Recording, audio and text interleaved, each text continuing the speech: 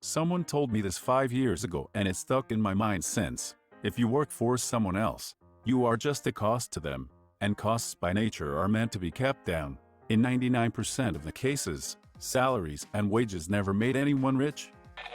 Make sure your employees are happy, give them a stake in the profits, and they will go the extra mile. That's what my current company does. Profit sharing goes a long way towards keeping everyone less concerned about finding a better opportunity elsewhere, and more concerned with keeping the job they already have. The difference in morale and productivity between this company and my last is night and day. False. Think of it like this. Employees are assets, their salaries are liabilities, and the resulting growth from their work creates shareholder equity. Employees are investments. If you pick the right one and let them grow, it will pay dividends in the future. I've owned my business for 11 years now. This is exactly my approach. I wouldn't want to own a business any other way. This is absolutely correct and a healthy leadership mindset. Remember that when you have your own employees, remember to keep them down, or remember to treat them better. Yes, if you buy them snacks and beverages every day, they'll forget about 401ks. Pizza party. Can't complain about not making enough for groceries with a belly full of Dominoes, am I right? More people have gotten rich by working salaries than running their own business. It's not rocket science. You just have to save a good amount in the initial years, then invest them. With compounding interest, you'll be plenty rich well before the end of your career. This is probably the most misleading comment about entrepreneurship. As someone that's been successful at both, a salary is a much easier path to becoming a millionaire than entrepreneurship. In 99% of cases, you simply have a lot more tools at your disposal in a job than you do as an entrepreneur. Might get downvoted, but that sounds like a basic woke, rich dad poor dad platitude. Plenty of people make money by working salary jobs. Learn to save, invest their savings. I think the majority of the 1% work corporate. Of course, the richest people in the world own businesses, but that's another story. Depends on how you define rich. There are lots of people who have become financially independent, and I'm talking multimillionaires, just by saving and investing money from their job. I know several of them personally. Wages don't make you rich, but what you invest your money in can do. Except for all the doctors, lawyers, C-level executives, and engineers in the top 1%. Here is how you get rich. Really? Let's say you make brooms. You make 10 million of them, and for each you make 10 cents profit. So it is $1 million a year business. You pay a team of 20 employees on regular basis, whether you have orders or not. You pay your landlord space rents, whether it is off season or not. And then you beat all other broom makers in your county, and then you beat all other broom makers in your country. And you are rich, with $10 million in the bank rich. But you don't get good sleeps for 10-20 years while the broom factory was taking shape. None of the employees never care. Never know. They only know that they are not making enough. From a natural person to a business owner takes enormous leap of faith and enormous risks. One person in the broom factory did not complain. He worked hard and never complained. Eventually he is the CEO of the broom factory, and the founder's his family as board member. The CEO takes home $200,000 year, where average worker takes $60,000 year. The CEO is rich, and the rest of the broom factory team keeps complaining. This thread seems to be completely filled with people who don't understand you don't need to be Bezos' level of wealth to be rich. If you're on 200K, why and aren't satisfied with your life, because you're stuck in the comparison trap of looking at billionaires and Bezos, I've got sad news for you. You'll never be rich. There will always be someone richer for you to compare to. Keep your costs low. Invest. Stop comparing yourself with others and start enjoying the things in life you can. I sincerely disagree with the idea presented by Op here that you can never be rich on salary. I make less than 80K, and am still tracking for early retirement by 40. That is a very silly view. First, not all expenses should be kept down, as not all expenses are the same. If you run a fleet of taxis, you want to keep an eye on maintenance and depreciation expenses. But if you run a tech company, R&D is also an expense, but the more you invest in the expense, the more of a return you get. Second, while salaries are an expense, employees are an asset. Same if you don't keep up with the maintenance expenses for your taxis. You won't have those taxis for very long. The same is true for your employees. If you don't pay them fairly, you won't have those employees for long. Third, employees' salary should be proportional to the value they produce. It's entirely possible to get rich off of salary. Look at investment bankers and corporate lawyers. They produce lots of value, either through direct value or by mitigating costs. They are highly trained and not very interchangeable.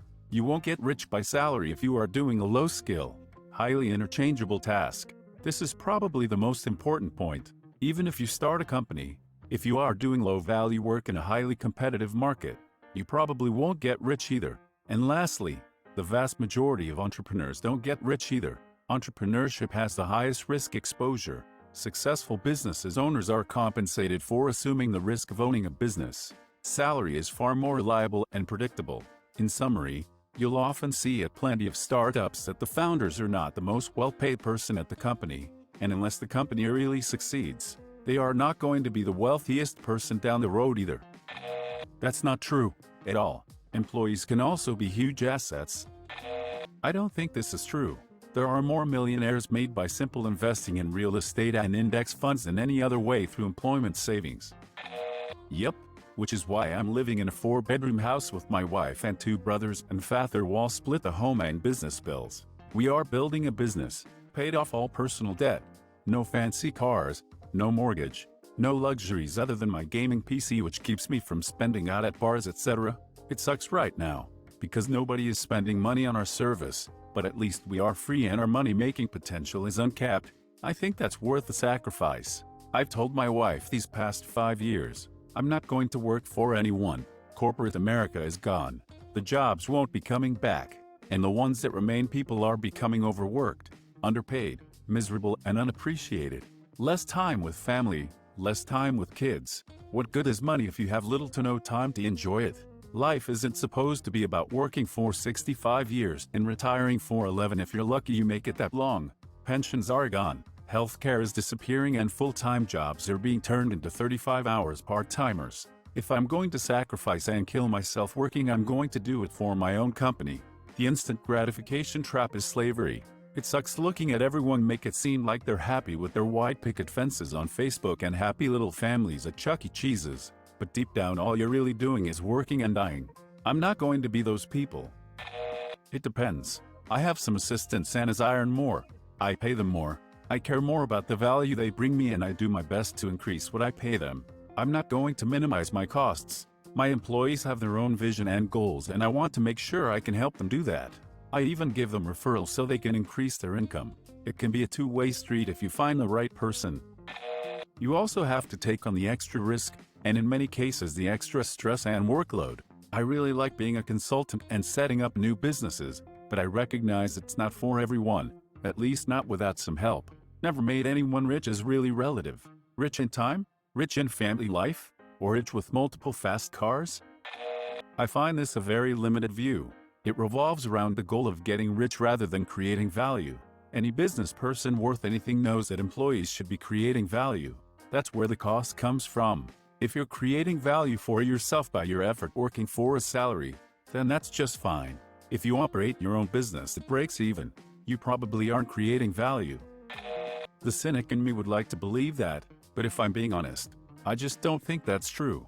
Employees are a resource. Yes, they cost money, but they also form the backbone of the value your business produces. I strongly disagree that salaries and wages never made anyone rich. If you put away money every month until you retire, you will be rich by most of the world's standards. Profit equals the difference between what you are paid and what you are worth. Me. Well, that's just silly and wrong. Depends on your definition of rich. But if you're looking at the wealthiest 5%, most earn a living by working for others. Directors, doctors, lawyers. Actually, the most common way people get rich is through salaries. If you are one of their higher-ranking or important employees, you are more of an asset to the company and yourself. They would hurt their company by losing institutional knowledge and skill, though being a freelancer or in your own business could be better. Unless you work in sales or business development, in which case you are a revenue generator and therefore become an investment rather than a cost. A good way to build a solid salary and make contacts while you build your own business on the side. The definition of an employee is an individual that you pay less than they are worth. If you paid employees their value, there would be no profit left for the company to exist. That doesn't mean that employers should not compensate their employees with a living wage that is competitive in the market if they want to maintain a qualified staff. It's just stating the obvious that every employee is technically underpaid. Firmly disagree that no one becomes wealthy from a salary. Plenty of people leverage their salary to buy real assets like real estate or equities or create their own businesses that are initially funded by their salaries. Silly thinking. I look at people as value to the company, people involved with it, and myself. This is just entrepreneur-pian to motivate someone to make something for themselves which can backfire more times than it will inspire. Huh? All transactions is about giving something and getting something. If you want the best employee, which is key in many cases, you have to offer a higher salary. It is more expensive to pay $25,000 for a lazy, incompetent seller that brings in zero sales than to pay $140,000 to be able to recruit the best seller you can find.